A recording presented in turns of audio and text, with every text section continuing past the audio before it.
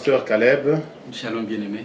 Nous sommes heureux de vous recevoir dans notre émission La Voix de Grande Eaux, émission du Vidéo Tabernacle. Nous vous remercions d'avoir accepté notre invitation. Pasteur Caleb, il est pasteur de l'Agnon Tabernacle, ici à Kinshasa, dans la commune d'Enjili.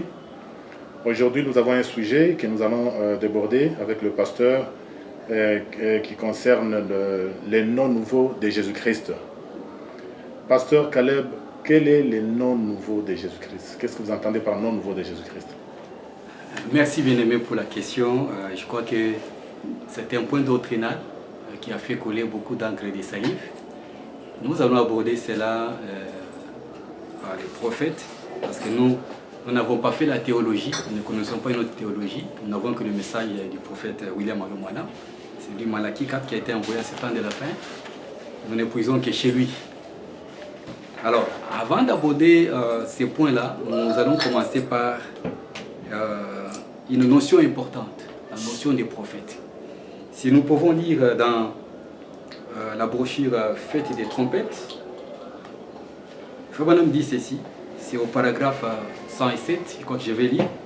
On pourra lire un peu beaucoup parce que nous ne voulons pas donner nos propres pensées.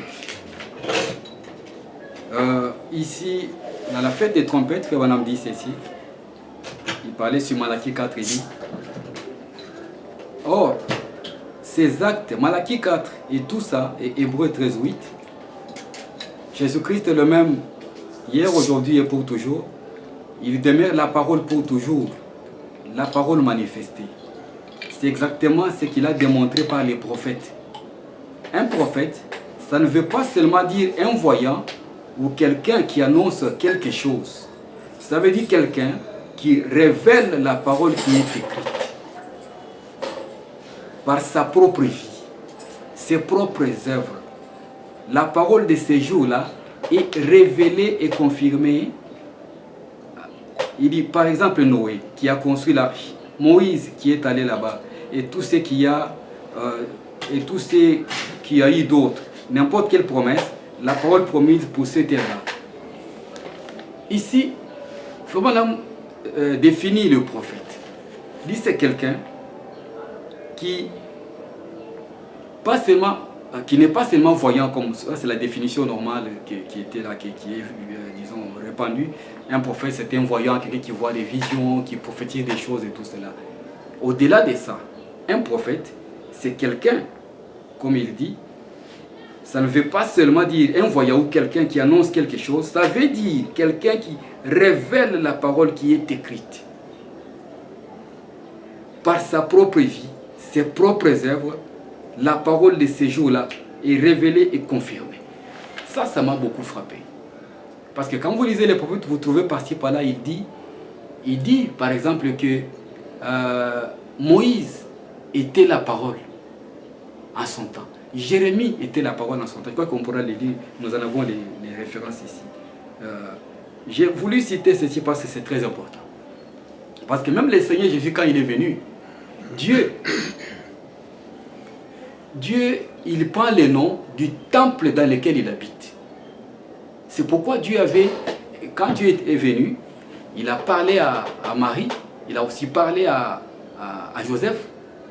C'est Dieu qui avait dicté les noms de Jésus. Parce que Dieu savait qu'il allait venir habiter dans ces tombes-là, dans ces prophètes. On dit que Jésus était prophète. Jésus, il était 100% Dieu, 100% homme. Alors, Dieu sachant qu'il allait venir porter un nom humain, il a lui-même dicté ces noms-là. Un nom dont la vie correspondait à la donne de l'époque. C'était le chiffre 5. Il a donné un nom de chiffre 5. Quand Jésus est venu, il a accompli toutes les écritures qui les concernaient. Et comme on va le lire par-ci par-là, vous allez voir que c'est par la vie que Dieu ou que Jésus s'était présenté. Ce n'était pas par une démonstration publique ou par une confession publique. Non, c'était par la vie qu'il menait. Alors, nous allons lire notre écriture dans les événements modernes. Febanam dit, il complète ce qu'il a dit ici. Au paragraphe 55, il dit ceci, nous allons lire. c'est Dieu lui-même qui choisit par la prédestination. Il a choisi les prophètes pour chacun des âges. Remarquez-le. Il établit la nature du prophète pour qu'elle convienne à cet âge-là. Voyez-vous, il détermine son style, tout ce qu'il fait, il détermine ce qu'il est, instruit ou sans instruction, il détermine les dons, la manière dont il prêchera, les dons qu'il aura et le message. Pour cet âge précis, Dieu a prédestiné cette chose précise pour qu'elle arrive. Je m'arrête un peu là-bas. Vous voyez, le style des prophètes que Dieu prend, c'est quelqu'un qui doit correspondre à la réalité de son époque. C'est pourquoi on dit que Moïse ne peut pas convenir à l'époque de Jésus. Et vice-versa. Chacun devait apparaître seulement en ces temps-là. Et manifester la grâce de Dieu en ces temps-là. Manifester le nom de Dieu en ces temps-là. C'est comme ça que ça devait être. On peut encore ajouter quelque chose. 128, l'événement moderne. Rendu clé par la prophétie, Fébranam dit 128.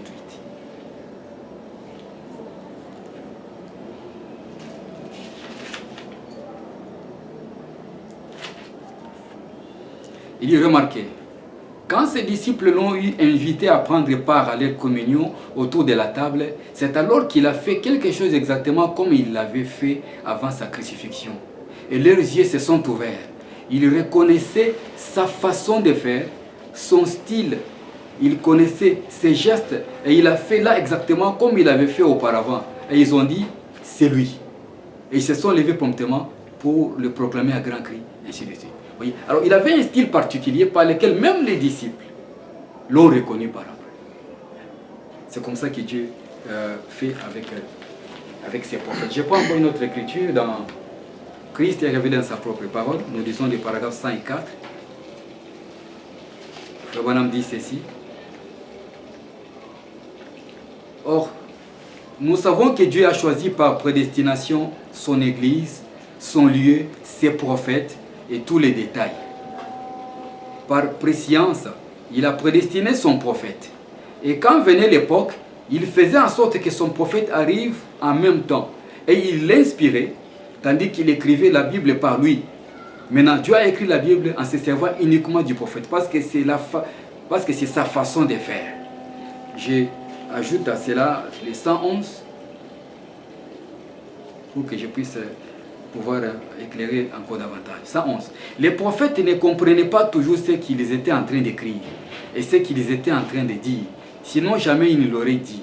S'ils avaient pu le comprendre, voyez-vous. Mais la Bible dit qu'ils étaient poussés par le Saint-Esprit. J'ajoute pour terminer avec la brochure ici, les 114. Quand j'ai pu aller droit au but, il dit... Il ne pouvait pas y arriver parce que Dieu avait sélectionné l'homme pour l'époque sélectionnée.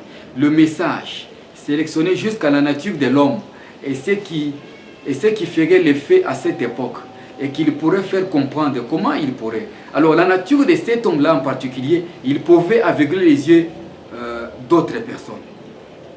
Les paroles de cet homme, les paroles que cet homme prononçait, son comportement aveuglait les uns et ouvrait les yeux des autres. Voyez-vous, il revêtait cet homme des types de vêtements qu'il avait, de la nature, de l'ambition et tout. Il était exactement comme il devait être, parfaitement sélectionné pour les gens bien précis qu'il allait appeler pour cet âge bien précis. Voyez?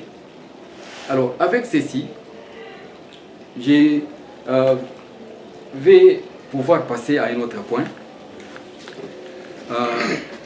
Frère Branham dit dans la brochure Christ est révélé dans sa propre parole, il dit que Dieu, dans les temps anciens, à plusieurs manières et à plusieurs reprises, nous a parlé par les prophètes. Et dans ces derniers jours, il nous a parlé par son Fils. Frère Branham dit que les derniers jours, il dit, c'est 2 jours, les 2 derniers jours. Il en parle dans les chefs-d'œuvre, paragraphe 111. Il montre que ce sont les deux derniers 2000 ans. Quand le Christ est apparu, et jusqu'au temps de la fin, ça fait presque plus ou moins 2000 ans. Alors, maintenant, quand Jésus est venu, il était la parole. Il était la parole, ça tout le monde connaît. Mais il avait un nom. Au temps de Jésus, la parole existait sous forme de Jésus. Et ce n'était pas un nom particulier. Vous voyez? Il était déjà la parole, c'est ce qu'il était. Mais il avait un nom. Donc aujourd'hui, si quelqu'un dit que non, son nom c'est la parole, vous voyez, ce n'est pas tellement juste. Hein? Oui, pasteur Caleb, vous êtes de l'avis de ceux qui disent que, comme vous venez de le lire dans la fête des trompettes, vous dites que Dieu utilise les noms du temple qu'il utilise, un temple qu'il utilise. Par exemple, s'il utilise Moïse, il prend les noms de ces temples. S'il utilise le temps à l'époque d'Abraham, Abraham l'a vu dans la chair humaine, c'est-à-dire Dieu dans ce temple-là qui est la chair humaine qu'Abraham a vue, et Dieu prend les noms du temple dans lequel il utilise. Avez-vous de l'avis de gens qui disent que dans cet âge que nous vivons, Dieu a utilisé William Branham? Et le temple de Dieu, c'était William Branham, la plénitude de Dieu. Et il doit utiliser les mêmes noms, comme les autres le disent que non. Les autres prient au nom de William Branham, ils baptisent au nom de Branham. Êtes-vous de l'avis de ceux-là qui font cela? Bon, c'est une très bonne question, une question très profonde. Je crois que je pourrais y répondre pendant que j'évolue.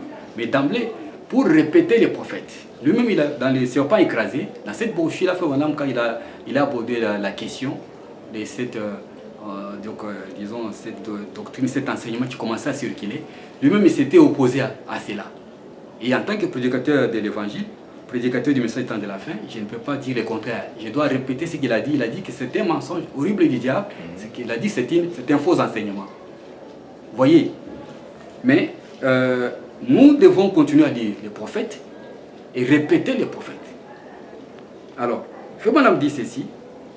Si nous lisons dans Dieu dévoilé, dans Dieu dévoilé, Frère dit au paragraphe 186, il dit ceci. Je vais lire 186. Il dit ceci. L'onction est une personne. Le mot Christ veut dire quelqu'un qui est oint. Voyez-vous, le oint. Alors Moïse était Christ à son époque. Il était le oint. Jérémie était Christ à son époque, avec une portion de la parole pour ces jours-là. Je vous pose la question, et quand tout le monde peut comprendre cela. À l'époque de Jérémie, si quelqu'un disait non, moi je n'accepte pas ces Jérémie, ou je n'accepte pas ces Moïse, je n'accepte pas tel ou tel prophète, moi je crois seulement en Dieu. Ces messieurs, je n'ai rien à voir avec ces gens-là. Ces gens-là étaient perdus. Cela est arrivé avec Corée Datan Abiram.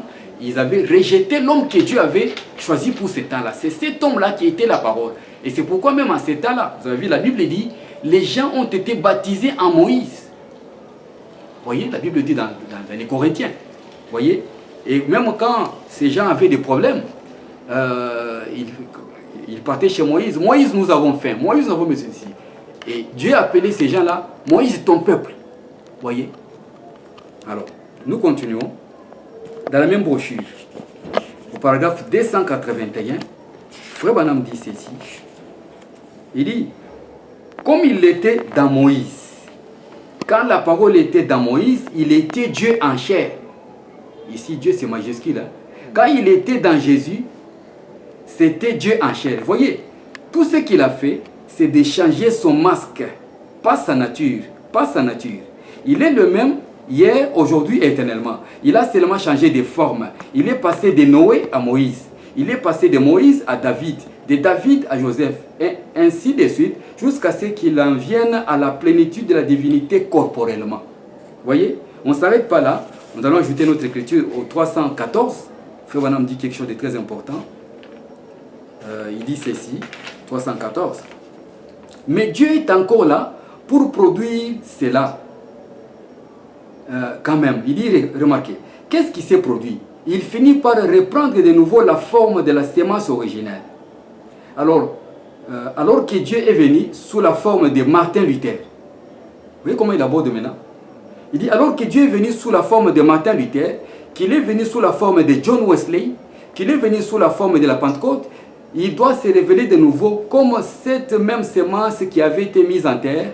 Et le Fils de l'homme, il s'est révélé comme Fils de l'homme, comme Fils de Dieu, au long des âges au long de l'âge de la tige et tout. Mais en ce dernier âge, il doit se révéler de nouveau comme Fils de l'homme.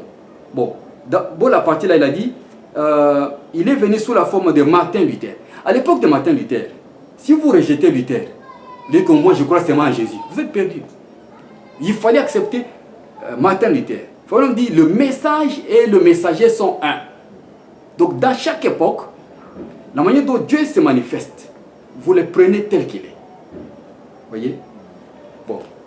Dans la brochure Les levées du soleil, est-ce que je peux lire quelque chose pour pouvoir avancer? Au paragraphe 279, voyons voir ce que ça nous réserve. 279. Oui, lisons encore, je crois que ça complète ceci. Remarquez, Moïse est rempli de cette puissance vivifiante, n'est-ce pas qu'il l'était? Il était un prophète à qui la parole est venue. Il était une partie de la parole. Il était la parole de ces jours-là. Donc, dans notre âge, Moïse était la parole de ces jours-là. Vous voyez? Dans cet âge, Dieu a envoyé William Branham. Avec de telles écritures, nous pouvons parler sans hésiter que Frère Branham était la parole pour notre jour. Parce que le message et les messagers sont un. Si quelqu'un dit que bon, moi je crois en Jésus-Christ, Frère Branham et son message là, ça le regarde, ce sont ses opinions et tout ça. Il est perdu. Il n'est pas dans le plan de Dieu. Pour la Odyssée, Dieu voit le prophète Malachi 4 qui est William Branham, c'est lui qui a amené le message. Le message et les messagers sont un. Donc William Branham, il est la parole pour notre temps. Oui, pasteur Caleb, parlons toujours du nom nouveau, comme étant notre sujet. Avez-vous de l'avis de gens qui disent que le nom nouveau de William Branham? Si je peux encore répéter cela. Bon, c'est vraiment délicat comme j'étais en train de le dire. Frère Branham dit ceci. Je vais répondre à cette question-là en lisant, si vous me permettez de lire un peu dans les sceaux. Hein, parce que nous devons voir comment Jésus a pris le nom de Dieu ou comment Dieu a pris le nom, parce que c'est, comme on dit, mutandis mutandi. Entre Dieu et Jésus, qui a pris le nom de l'autre? Vous voyez? Nous lisons un peu dans les premiers sceaux, 289, premier sceau, et puis nous allons essayer de répondre. 289, est-ce que je peux arriver à... Oui, je crois que c'est ici. Bon, voilà, on dit ceci. Mais Christ, lui, il a un nom. Qu'est-ce que c'est? La parole de Dieu. Voilà ce que c'est. Au commencement était la parole, et la parole était avec Dieu, et la parole était Dieu. Et la parole faite chair. Voyez, le cavalier n'a pas de nom, mais Christ s'appelle la parole de Dieu. C'est ce qu'il est. Il s'appelle comme cela. Or, il a un nom que personne ne connaît, mais il s'appelle la parole de Dieu. Voyez un peu comment on aborde la question. Christ, Jésus, nous le connaissons. Son nom de famille était Jésus-Christ. Mais il était la parole parce que c'est lui il était messager de son temps, il avait la parole pour son temps, il était la parole. Son nom là s'appelle la parole. Mais il avait un nom qui était Jésus-Christ. Hein? Nous continuons à lire. Continuons. Dans les deuxièmes sceaux, 323, 324. 323, 324. C'est vraiment une bonne question. Ouais, il dit ceci. Souvenez-vous, on ne peut pas, on ne les connaît pas, voyez-vous. On ne sait pas ce que c'est. Il était revêtu d'un vêtement teint de sang. Son nom s'appelle non pas et, mais s'appelle la parole de Dieu. Vous voyez comment il prononce cela? Je vais reprendre ça. Souvenez-vous, on ne peut pas, on ne les connaît pas. Vous voyez, on ne sait pas ce que c'est. Et il était revêtu, 3 points, voyez voir. Il était revêtu d'un vêtement teint de sang. Son nom s'appelle non pas et, mais s'appelle la parole de Dieu. En effet, lui et la parole sont une seule et même chose. Lui et la parole sont une même chose. Mais il a un nom de famille, c'est Jésus. Il est la parole. Même le nom de Jésus là s'appelle la parole parce que lui et la parole sont un. Vous voyez? Maintenant, nous allons ajouter encore quelque chose. Dans la brochure, les seuls lieux d'adoration. Oui, ici, j'ai la brochure. Au paragraphe 49, écoutez ce que Frère Branham dit. Les seuls lieux d'adoration 49. Vous allez comprendre comment Dieu place les noms et comment Dieu porte les noms. Je vais aller droit au but. Frère Branham dit ceci.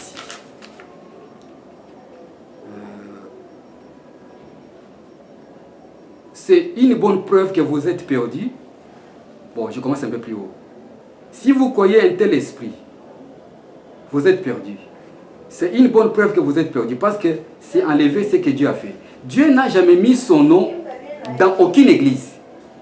Il l'a mis dans son Fils Jésus-Christ quand lui et son Fils sont devenus un. C'est là le véritable lieu d'adoration.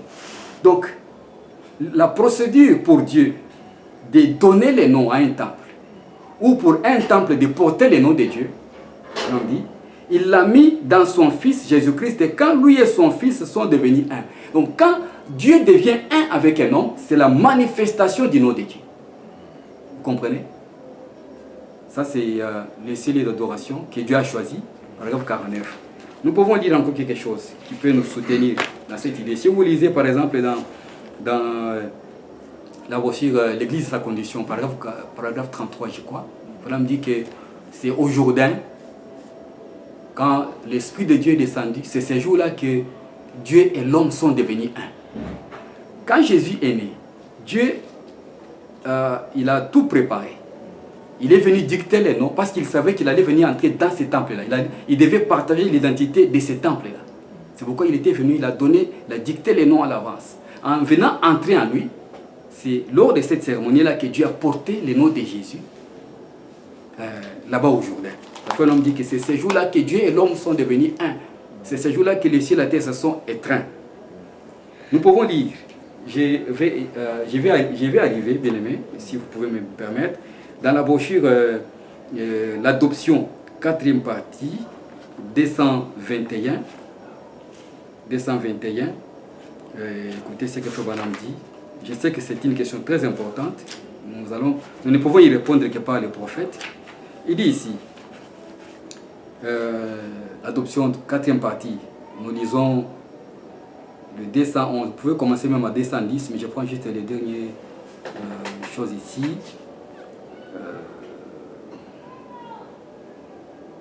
Et tous ceux qui n'avaient pas été baptisés dans le nom de Jésus devaient venir se faire rebaptiser dans le nom. Dieu n'a eu qu'un seul nom, et son nom est Jésus. C'était son Fils. Il a pris le nom de son Fils. Pourquoi je vous ai dit, entre Dieu et le Fils, qui a pris le nom de l'autre? C'est Dieu, sachant qu'il porte le nom du tabernacle dans lequel il habite en plénitude. Parce que la Bible dit, Dieu n'habite pas dans ce qui est fait des mains d'hommes. Quel sera le lieu de mon repos? Quelle maison me bâtirez-vous? Dieu s'est construit un tabernacle. Il a préparé ce tabernacle-là. Il a donné même les noms. Il savait qu'il allait venir selon le chiffre 5, la grâce. Il a dicté les noms, l'identité de cette personne. Quand il est venu entrer, lui et le temple sont devenus un. Jésus disait, moi et le Père, nous sommes un. Et il a dit que le Fils est venu au nom du Père. Vous voyez? Et même la Bible dit, si vous lisez, je crois, dans Jean, les évangiles au début, là, il dit que le Fils, il est l'empreinte de sa personne, l'expression de sa gloire. C'est le Fils qui est venu révéler le Dieu invisible à l'humanité. Il est venu révéler les noms nouveaux de celui qu'on appelait, parce qu'on dit que les Jéhovah de l'Ancien Testament, c'est Jésus dans les Nouveaux. Dans l'Ancien Testament, Jésus était là, mais il n'était pas encore né. On dit dans Christ est révélé dans sa propre parole. Quand le paragraphe 140, il dit, cet homme-là qui était allé chez Abraham, c'était Jésus. Mais il n'était pas encore né. Et dans qui est ce verset qui dit que les Jéhovah de l'Ancien Testament, c'est Jésus dans les Nouveaux. Vous comprenez? Oui, Pasteur Caleb, je voulais qu'on puisse un peu tourner sur les noms nouveaux de Jésus-Christ. Oui. Vous venez de dire que les noms nouveaux de Jésus, c'est les noms de la vase qu'il utilise à chaque époque. Oui. Bon, si nous retournons en arrière pour voir Abraham, qui avait reçu Elohim dans la chair humaine. Et cet Elohim, il a changé même le nom d'Abraham, qui était Abraham, en Abraham, en ajoutant H-A-M. De même, c'est arrivé avec William Branham. Vous voyez que son nom se termine avec H-A-M. Bon, quel est le parallélisme que vous faites entre les noms là, les H-A-M, et les noms nouveaux de Jésus-Christ, qui est Christ aujourd'hui? Est-ce qu'il y a-t-il un parallélisme? Bon, disons que sur le plan fondamental des Écritures, s'il faut suivre la manière dont Dieu se manifeste, la manière dont Dieu manifeste son identité, son nom, ainsi de suite, nous pouvons parler comme le frère qui était à l'époque de frère Branham qui avait dit que non, vous êtes Jésus-Christ. Nous pouvons parler comme lui. Mais c'est lui-même, pour une certaine raison, il a dit que non, c'est faux. Vous voyez? C'est pourquoi, parce que vous savez, si nous avons le Saint-Esprit, nous devons pouvoir dire Amen à chaque parole du prophète. Il a dit que c'est faux, nous disons Amen.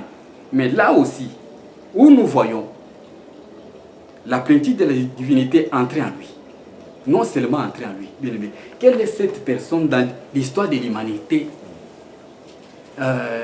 avec laquelle Dieu a pu se conduire comme il a fait avec William Branham? Dieu vient, il se pose sur la tête. On voit la photo de la colonne de feu, Dieu se posant sur la tête. Dieu posant sur l'épaule. Dieu est photographié avec lui.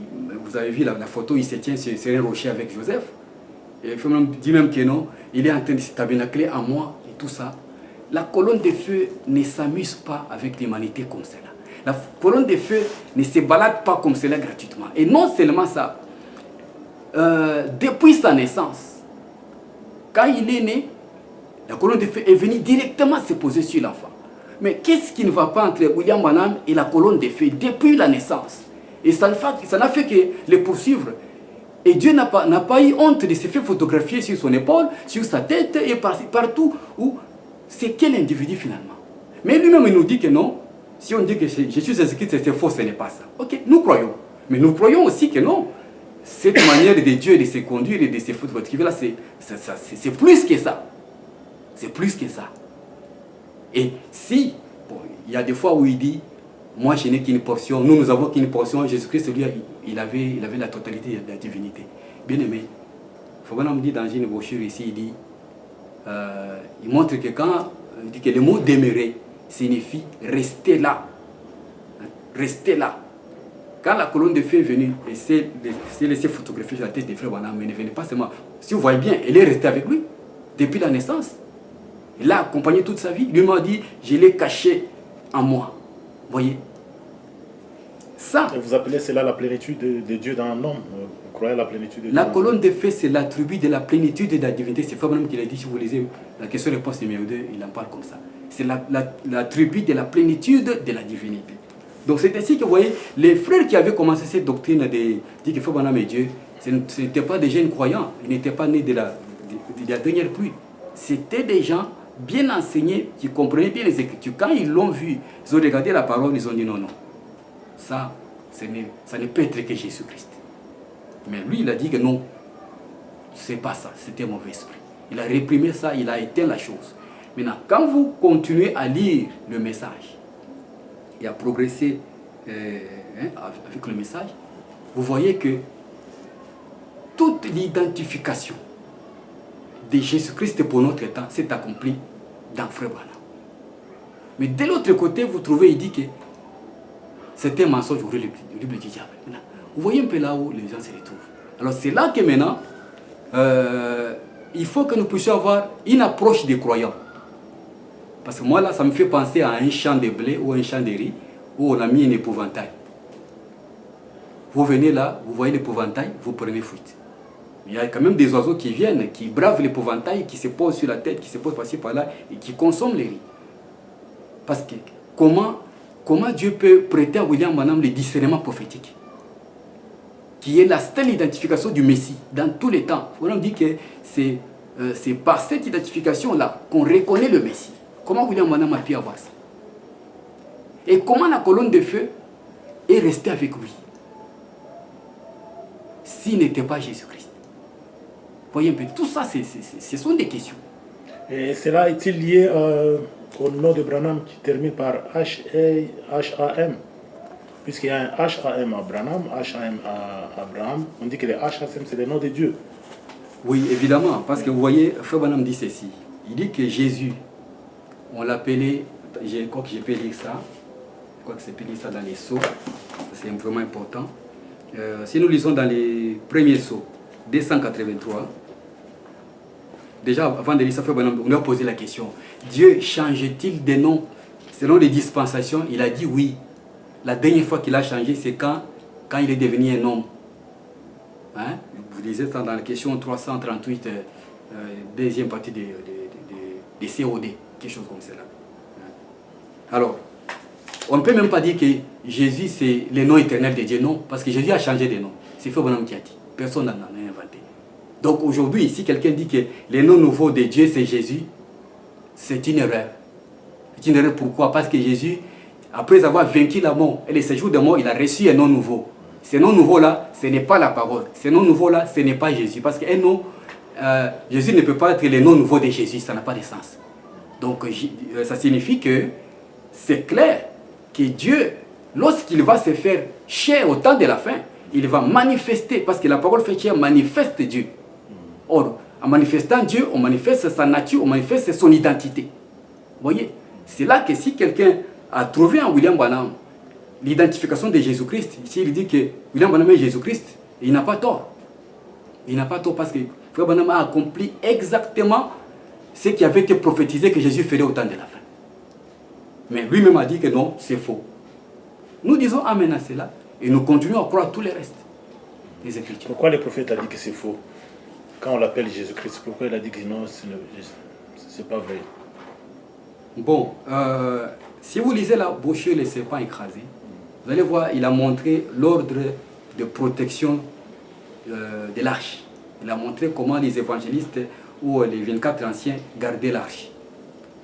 Il a aussi montré que personne ne pouvait laisser passer quelqu'un du dehors arriver jusqu'à l'arche.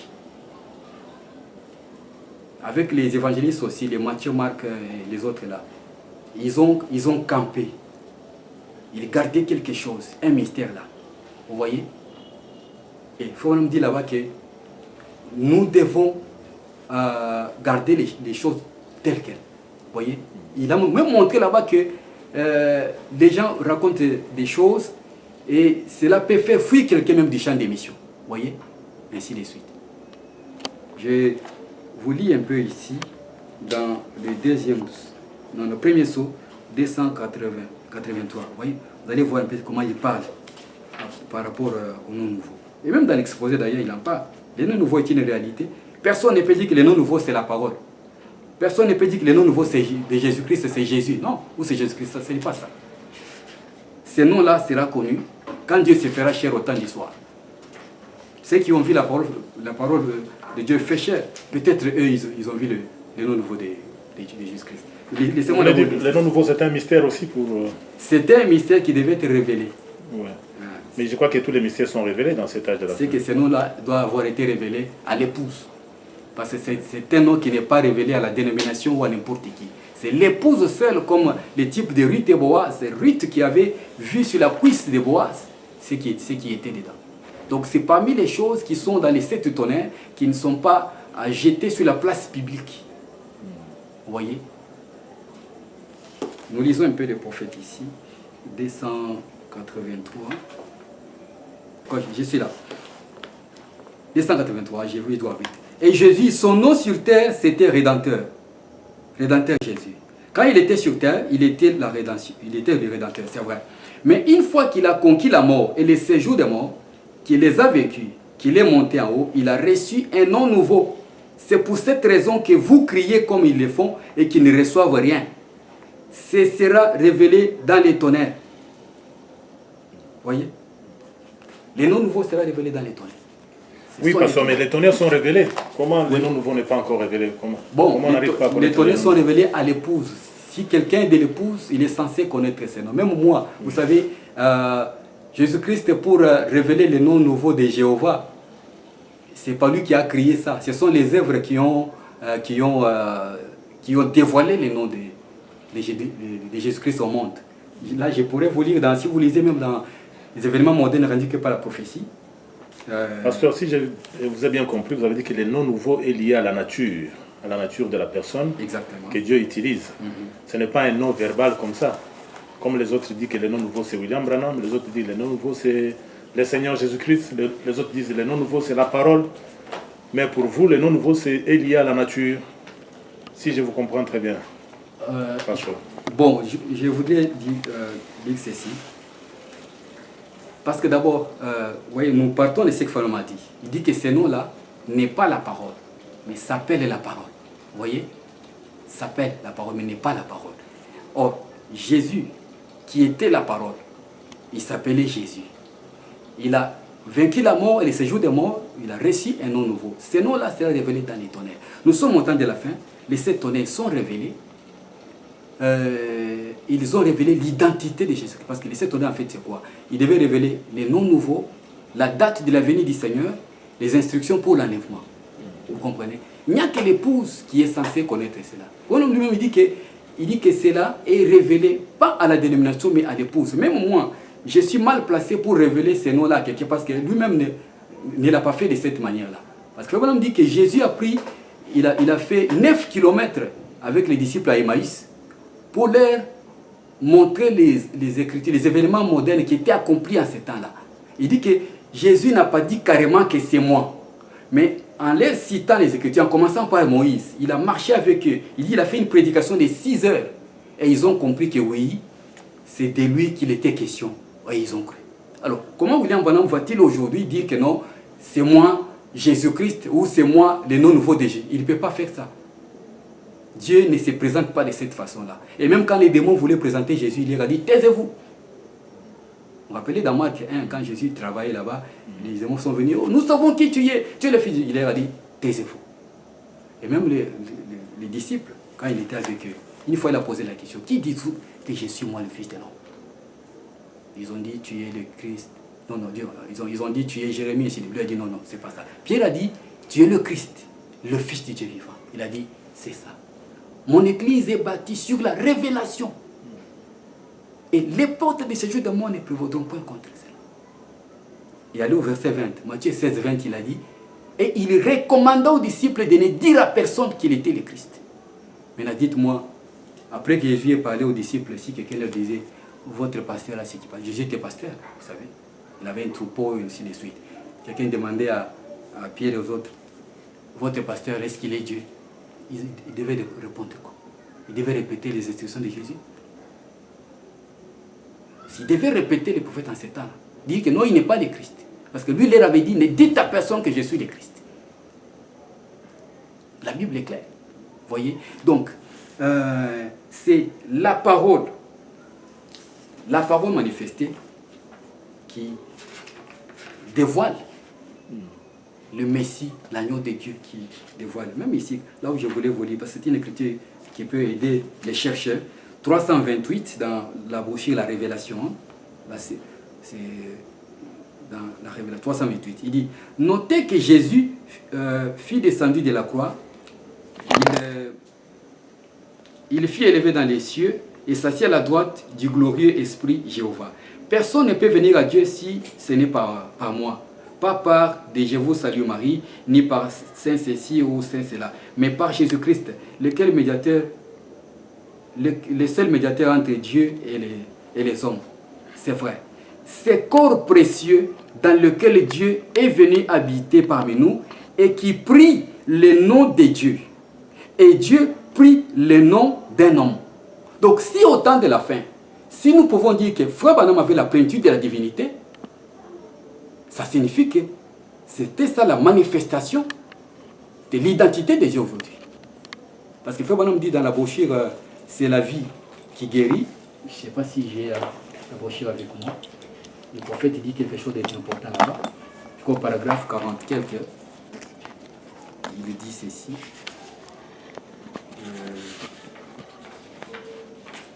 Attendez que je cherche la citation.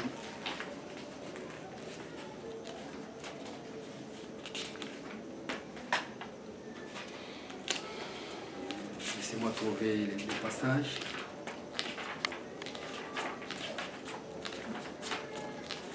Dans la brochure, c'est la vie qui guérit. Voilà ici. C'est le paragraphe 81. Il dit, or, les pièces d'identité de Jésus-Christ, c'est sa vie rendue manifeste. Oh, la vie de Jésus, c'est quoi? Il est venu pour accomplir certaines œuvres. C'est discerner les pensées. C'est comme par exemple dans Ésaïe 35. C'était ça la vie. Il est venu pour accomplir certaines écritures. Dès que vous voyez ces écritures, comprenez que vous êtes en face de Dieu. Vous êtes en face de la nouvelle manifestation de Dieu dans votre temps. Quand Abraham a vu ça, il s'est prosterné. Quand les apôtres ont vu ça, ils ont compris que c'est Jéhovah venu d'une autre manière. Au temps de la fête, quand on verra la vie de Jésus-Christ, on comprendra que voici l'identité de Jésus-Christ. Ce ne sont pas des choses à dire que non, par exemple, les noms nouveaux de Jésus, c'est frère Moïse, ou c'est frère Jérémie, ou c'est frère tel. Non, ça c'est enfantin. Nous devons parler comme les Écritures parlent. Parler quand les Écritures parlent, et c'est tel quand les Écritures se taisent. Lui-même n'a pas voulu dire qu'il était Jésus-Christ. Il a dit non, c'est faux. Bon, nous disons Amen. Mais quand nous voyons la vie de Dieu en lui, nous disons aussi Amen, nous allons de l'avant. En croyant de tirer les conclusions, d'aller de l'avant. Parce que le salut, c'est sur base du libre arbitre. Celui qui comprend, il dit quoi? Celui qui ne comprend pas. Donc c'est à Dieu. Il faut me dire ceci. D'ailleurs, je crois que ça c'est vraiment important. Si vous permettez que je puisse lire cela. Dans la brochure ici, Dieu dévoilé. Je vous lis le paragraphe 227 et puis le paragraphe 22. Beaucoup de gens connaissent ces passages. Oui, pasteur Caleb, si je peux bien comprendre votre exposé, vous avez dit que le nom nouveau de Jésus, c'est un mystère qui est révélé uniquement à l'épouse. Bon, vous avez donné l'exemple de disciples. Quand Pierre a découvert que Jésus était le Christ, Jésus a donné des instructions à Pierre de n'en parler à personne. Alors Pierre a gardé cela, et que le nom nouveau c'est uniquement réservé à l'épouse. Dans ces temps ici, on ne peut pas dire que le nom nouveau c'est Jésus-Christ, ou le nom nouveau c'est William Branham, ou le nom nouveau c'est la parole. C'est quelque chose qui est révélé à l'épouse, révélé dans les 7 sceaux. Je ne sais pas si vous êtes de l'avis avec, ou bien vous avez quelque chose à ajouter. Oui, parfaitement bien aimé. Là, vous répétez vraiment les prophètes. En réalité, le nom nouveau de Jésus-Christ n'est pas la parole. Et ce n'est pas Jésus. Parce que le nom de Jésus, là, le même Jésus, là, quand il a remporté la victoire, il a reçu un nom nouveau. Et ce nom est révélé, comme vous avez dit, dans les tonnerres. Le tonnerre, c'est seulement l'épouse qui connaîtra cela. Vraiment, on dit, si quelqu'un dit qu'il les connaît, dit ce nom-là, c'est écrit dans les cailloux blancs. C'est lui qui reçoit les cailloux blancs. Si il en parle, ça signifie même qu'il ne connaît pas ces noms-là.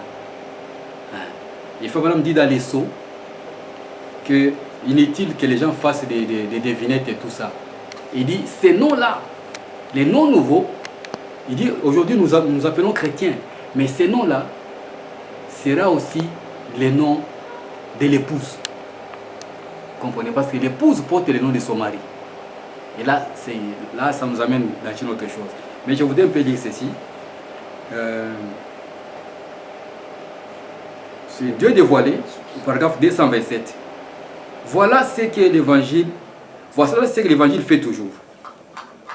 Il ouvre les yeux de certains, révèle la vérité à certains, alors qu'il aveugle les autres. Il a deux sens. Certains, en plongeant les regards dans l'office, vont devenir aveugles, d'autres, en le faisant, vont repartir avec lui. C'est ça la différence. Donc ces choses ici, c'est du domaine très profond. Vous avez le Fils de l'homme devant vous. Vous commencez à les contempler. Soit vous devenez aveugle, soit vous repartez avec lui.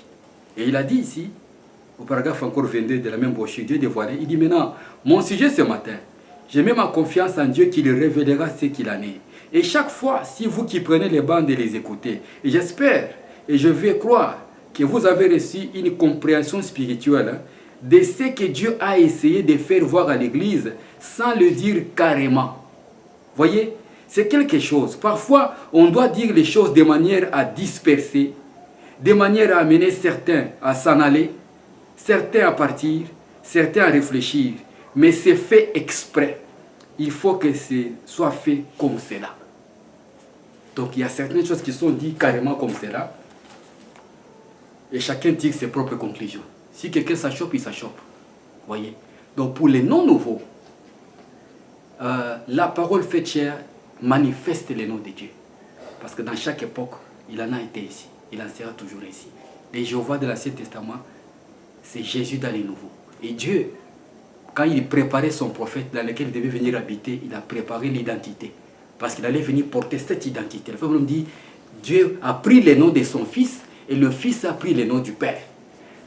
Alors, la première venue, on n'a pas vu quelqu'un tomber du ciel comme un parachutiste. Non. Jésus était né à la crèche. Et ce n'est pas à la crèche qu'on peut appeler la première venue. La première venue s'est passée au Jourdain. Il faut me dire, c'est au Jourdain, c'est là où, quand le ciel, quand la colombe est descendue, c'est ce jour-là que Dieu et l'homme sont devenus un. C'est là que la première venue a eu lieu. Et du Jourdain jusqu'à la croix, c'est 3 ans et demi. Ce qui accomplissait la première moitié de la 70e semaine de Daniel. Comprenez? Et l'autre moitié était pour 2000 ans après. Donc c'est un peu ça. Personne ne peut dire que le nom nouveau de Jésus, c'est la parole. Ou le nom nouveau de Jésus, c'est Jésus-Christ. Ou le nom nouveau de Jésus, c'est William Branham. Tout ça, c'est des choses qui sont révélées dans les tonnerres. L'épouse connaîtra. L'épouse connaît les principes de Dieu. On dit que l'épouse connaît ce qui doit être fait avec la parole. Mais il est important que les gens comprennent la notion de la parole faite chair. C'est la notion par laquelle Dieu tabernacle, Dieu manifeste son nom, son identité, sa personne. Oui, pasteur Caleb, il est conseillé aux gens de prier un Dieu qu'ils connaissent en citant le nom d'un Dieu. Oui. Mais maintenant, l'épouse qui connaît le nom nouveau de Jésus-Christ, il prie et il cite quel nom en priant? Ok. Frère Branham dit ceci. Je ne sais pas si vous avez suivi ce que j'ai dit dans les premiers sauts. Dans les premiers sauts aussi, au paragraphe 284, Frère Branham dit ceci. Il a parlé de la prière là. Il a parlé de la prière et quoi, c'est vraiment clair. Il dit ceci. Il dit, mais une fois qu'il a conquis la mort et le séjour des morts, et qu'il les a vaincus, qu'il est monté au ciel, on continue, il a reçu un nom nouveau. C'est pour cette raison que vous criez comme ils le font et qu'ils ne reçoivent rien. Ce sera révélé dans les tonnerres. Donc, l'épouse connaît ces noms-là. L'épouse, vous voyez, elle est branchée à cela. La Bible le dit d'ailleurs, que quand vous priez, entrez dans votre maison et fermez la porte et priez. Votre Dieu qui est dans les secrets vous les rendra. L'épouse ne peut pas prier comme un pharisien dans la rue, ainsi de suite. Non. Parce que nous sommes dans le ministère de l'épouse. Nous sommes au temps de la fin. Il faut respecter les principes. Vous comprenez? Celui qui est de l'épouse, il sait comment il prie. Il ne va pas sauter sur le toit ou tout ça, non. La Bible dit, Jésus a appris aux gens à prier.